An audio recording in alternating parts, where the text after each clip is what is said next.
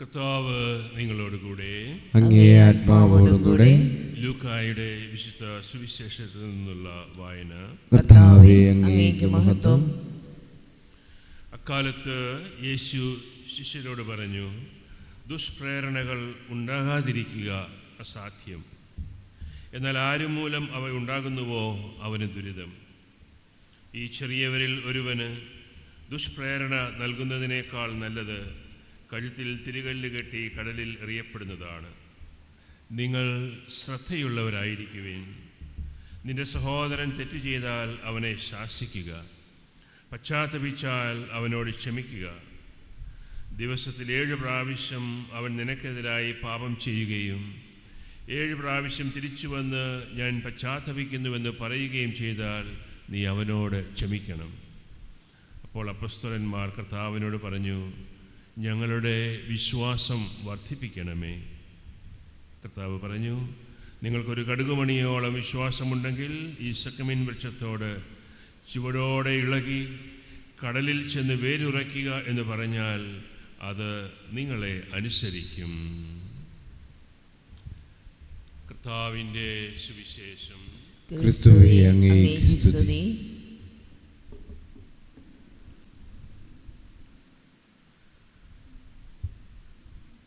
പാപചിന്തകൾ, ദുഷ്പ്രേരണകൾ, ഇത് ഉണ്ടാകാതിരിക്കുക അസാധ്യമാണ്. നമുക്കെല്ലാവർക്കും ആശ്വാസം പകരുന്ന ഒരു വചനമാണ്.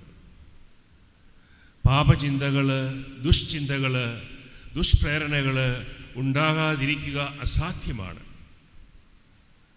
ഈശോ നമുക്ക് മനസ്സിലാക്കി തരികയാണ്.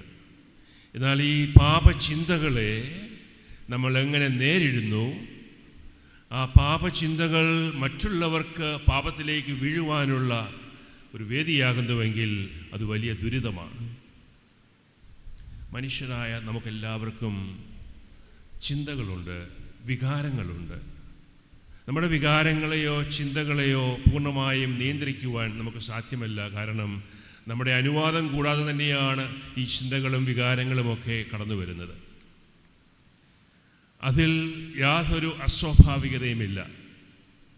എന്നാൽ നമ്മുടെ മനസ്സിലേക്ക് വരുന്ന ദുഷ്ചിന്തകൾ, പാപചിന്തകൾ, അതിനെ താലോലിക്കുകയും അതിൽ സന്തോഷിക്കുകയും അതിന് സമ്മതം കൊടുക്കുകയും ചെയ്യുമ്പോൾ നമ്മൾ ദുരിതത്തിലായിരിക്കുന്നു.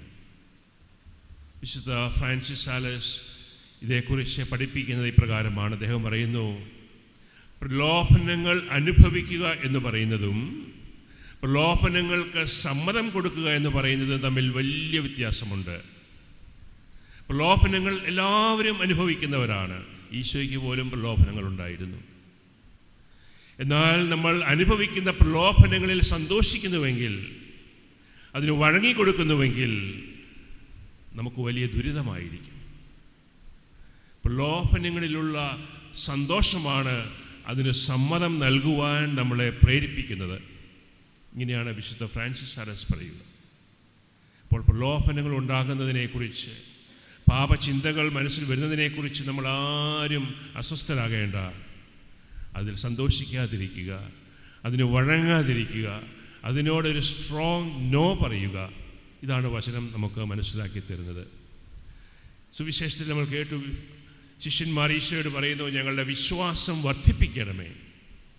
നമുക്കെല്ലാവർക്കും ആഗ്രഹമുണ്ട് ഒത്തിരി വിശ്വാസമുള്ളവരായിരിക്കണമെന്ന്, വിശ്വാസത്തിൽ ഒത്തിരി ആഴപ്പെടണമെന്ന്. തീർച്ചയായിട്ടും അത് നല്ല കാര്യമാണ്. അത് പരിശുദ്ധാത്മാവ് നൽകുന്ന ഒരു ചിന്തയാണ്. എന്നാൽ ഈ വിശ്വാസത്തിൽ ആഴപ്പെടുക എങ്ങനെയാണ് എന്നും വചനം നമ്മളെ പഠിപ്പിക്കുന്നുണ്ട്. എങ്ങനെയാണ് നമ്മുടെ വിശ്വാസത്തിൽ നമുക്ക് വളരുവാൻ സാധിക്കുന്നത്? റോമാക്കാർക്ക് എഴുതിയ ലേഖനത്തിൽ പൗലോസ് അപ്പോസ്തലൻ പറയുന്നുണ്ട്, വിശ്വാസം കേൾവിയിൽ നിന്നാണ്. കേൾവി ക്രിസ്തുവിനെക്കുറിച്ചുള്ള പ്രസംഗത്തിൽ നിന്നുമാണ് ഉണ്ടാകുന്നത്.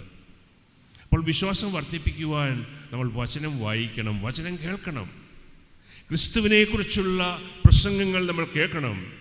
ക്രിസ്തുവിനെ അറിയുവാൻ, ക്രിസ്തുവിനെ അനുഭവിക്കുവാൻ ഉള്ള ഒരാഗ്രഹം നമ്മുടെ ഉള്ളിലുണ്ടായിരിക്കണം. അതിലൂടെ നമുക്ക് വിശ്വാസത്തിൽ വർദ്ധിക്കുവാൻ സാധിക്കും. രണ്ടാമതായിട്ട്, നമ്മളുടെ ശ്രദ്ധ വിശ്വാസം എത്രമാത്രം ഉണ്ടോ എന്നതിലായിരിക്കുന്നതിന് പകരം ഞാൻ ആരിൽ വിശ്വസിക്കുന്നുവോ അവനിലായിരിക്കണം എൻ്റെ ശ്രദ്ധ. Focus on Christ. Focus on Christ, not on the size of your faith.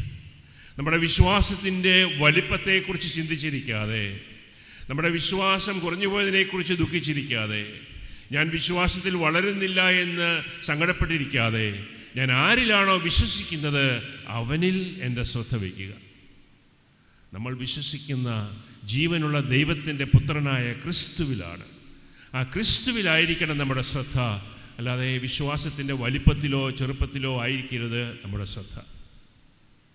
വീണ്ടും വിശ്വാസത്തിൽ വളരുവാൻ വേണ്ടിയിട്ട് നമ്മൾ ചെയ്യേണ്ടത്, നമുക്ക് ലഭിച്ചിരിക്കുന്ന വിശ്വാസത്തെ നമ്മൾ ഉപയോഗിക്കുക. അതിനെ ഉപയോഗിക്കണം. നമ്മുടെ പൂർവികരിലൂടെ, മാതാപിതാക്കളിലൂടെ, സഭയിലൂടെ, ഇടവകയിലൂടെ, ധ്യാനങ്ങളിലൂടെയൊക്കെ നമുക്ക് കിട്ടിയ ആ വിശ്വാസം, അതിനെ നമ്മൾ ഉപയോഗിച്ചു കൊണ്ടിരിക്കണം. എങ്ങനെയാണ് ഉപയോഗിക്കുക? ഓരോ ദിവസവും നമുക്ക് കിട്ടുന്ന ചെറിയ ചെറിയ അവസരങ്ങൾ ദൈവത്തിൽ ആശ്രയിക്കുവാനായിട്ട് ഉപയോഗിക്കുക, അനുസരണത്തിന് വേണ്ടി ഉപയോഗിക്കുക.